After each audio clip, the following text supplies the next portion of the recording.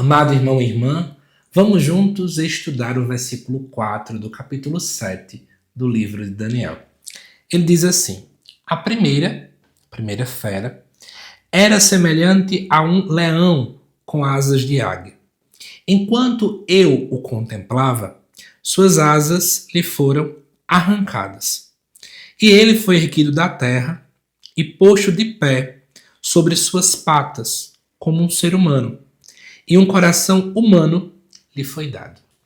Preste atenção. Daniel teve um sonho, é esse que nos apresenta no capítulo 7.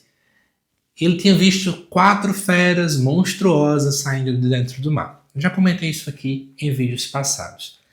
E esse primeiro animal, ele tem um símbolo de uma águia, né? É isso que nos apresenta, ou melhor, um leão com asas de águia.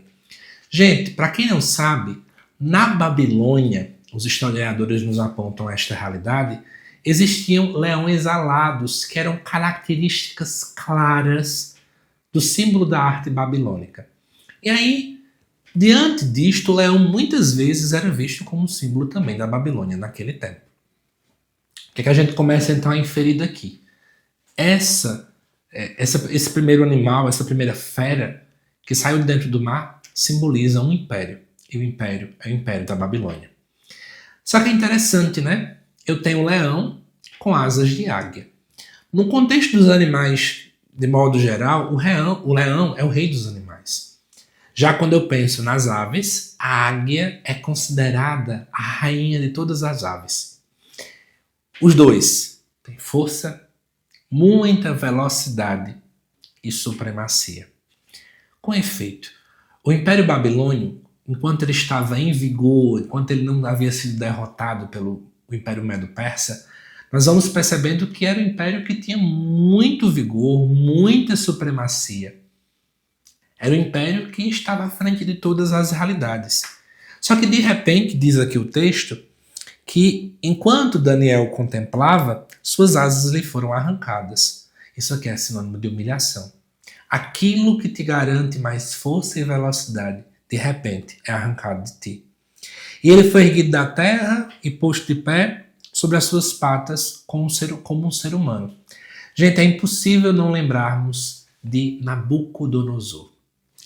Lá no capítulo número 4 de Nabucodonosor, aqui do livro de Daniel, você vai perceber que, na verdade, Nabucodonosor é sim, então, humilhado.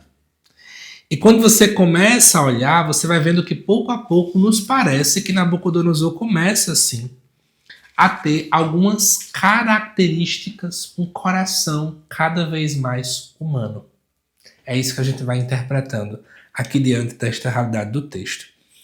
E aí, diante disso aqui, eu quero já chamar a atenção de vocês que esse império específico, que é visto como um leão, então ele, portanto, é encarado como uma fera, a gente vai percebendo que Deus olhava para tudo aquilo que estava acontecendo, que lá no capítulo 2 era compreendido o Império Babilônico como ouro, no sonho que Nabucodonosor tem, da estátua, a cabeça de ouro, que trazia um esplendor, Deus via além. Enquanto os muitos só viam ali a riqueza, o dinheiro, a fama daquele império, Deus via que no fundo era um império brutal, com uma velocidade, com uma violência extremamente escondida. Vou dar um exemplo aqui para que vocês possam entender. Historicamente, a gente sabe que tivemos Hitler à frente da Alemanha. Na época da Segunda Guerra Mundial e antes da Segunda Guerra Mundial também.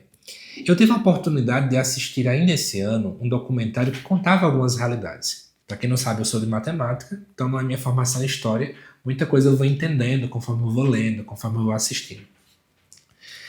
E nos diz, pelo menos é isso que os historiadores vão comentar, que as práticas brutais e violentas que Hitler cometia, especialmente para com os judeus, como a dinâmica do Holocausto, de colocar os judeus em campos de concentração, de que muitas pessoas acabavam morrendo também por causa da questão do gás que era colocado em ambientes fechados para que eles pudessem morrer asfixiados. Muita gente não sabia o que estava acontecendo.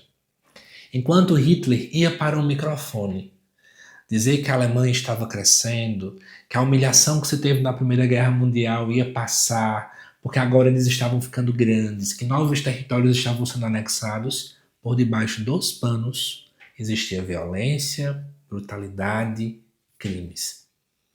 Mas, de novo, na frente das pessoas, esplendor, garra, supremacia, força, velocidade. Deus não se deixa enganar.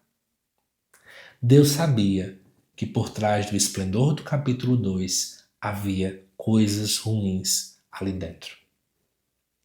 Eu quero convidar você a também dar um passo e sermos juntos como Deus é. Não deixemos nos enganar pelo esplendor, pelo brilho, pelo ouro, pelo dinheiro, pelos aplausos. Olhemos a fundo. É assim que a gente vai aprender a ser um pouco como Deus é. Que Deus te abençoe, amado irmão e irmã.